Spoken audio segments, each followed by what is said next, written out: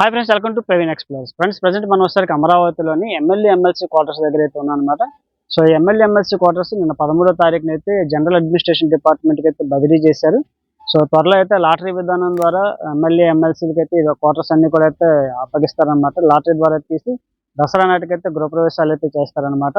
So ఇంకా works అయితే జరుగుతున్నాయి, చిన్న చిన్న మైనర్ వర్క్స్ అయితే ఉన్నాయి అనమాట. ఆ మైనర్ వర్క్స్ అన్ని కూడా అయితే చేసి దసరా నాటికి అయితే గృహప్రవేశాలు అయితే చేస్తారు. సో ప్రజెంట్ వచ్చేసరికి చూడండి ఏ విధంగా అయితే ఉన్నాయో.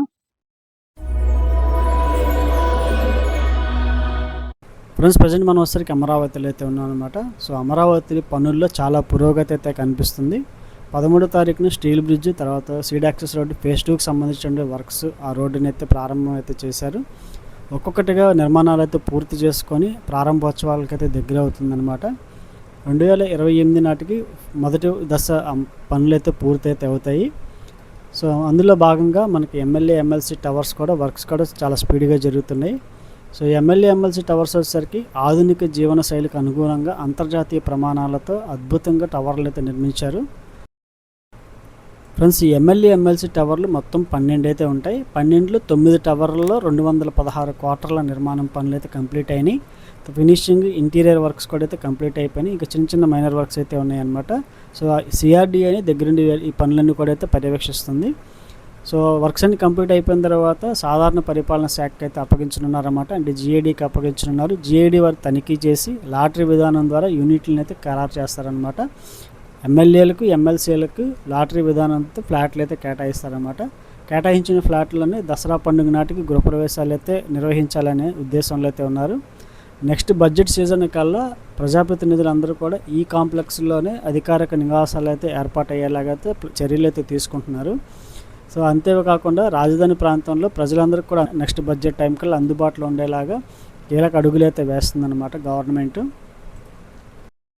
ఫ్రెండ్స్, ప్రజెంట్ వచ్చేసరికి కొన్ని టవర్స్ కంప్లీట్ అయినాయి కదా. కంప్లీట్ అయిన టవర్స్లో చిన్న చిన్న మైనర్ వర్క్స్ ఉంటే ఆ వర్క్స్ అయితే చేస్తున్నారనమాట.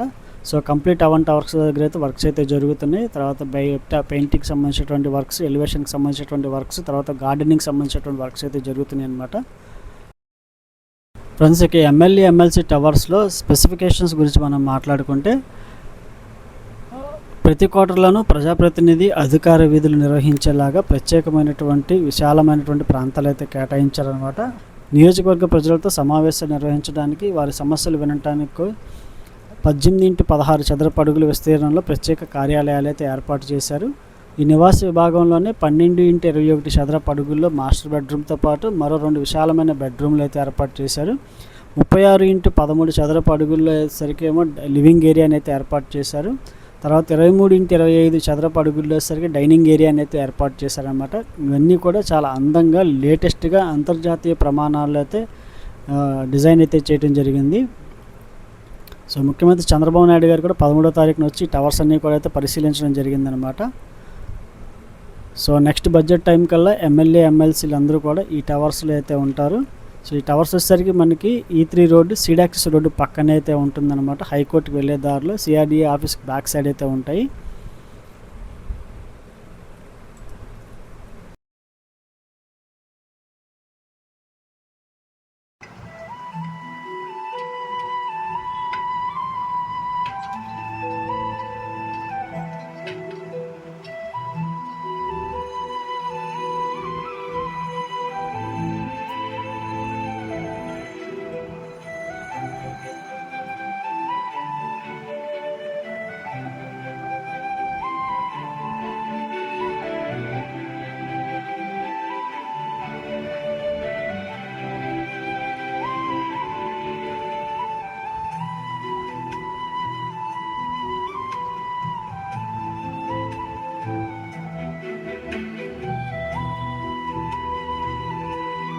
ఓకే ఫ్రెండ్స్, ఈ వీడియో కనుక మీకు నచ్చినట్లయితే లైక్ చేసి షేర్ చేయండి. ఇలాంటి అమరావతి క్యాపిటల్ ఇన్ఫర్మేషన్ కోసం మన ఛానల్ తప్పకుండా సబ్స్క్రైబ్ చేసుకోండి. మరో లేటెస్ట్ వీడియోతో ముందుకు, until then keep smile, be happy, bye.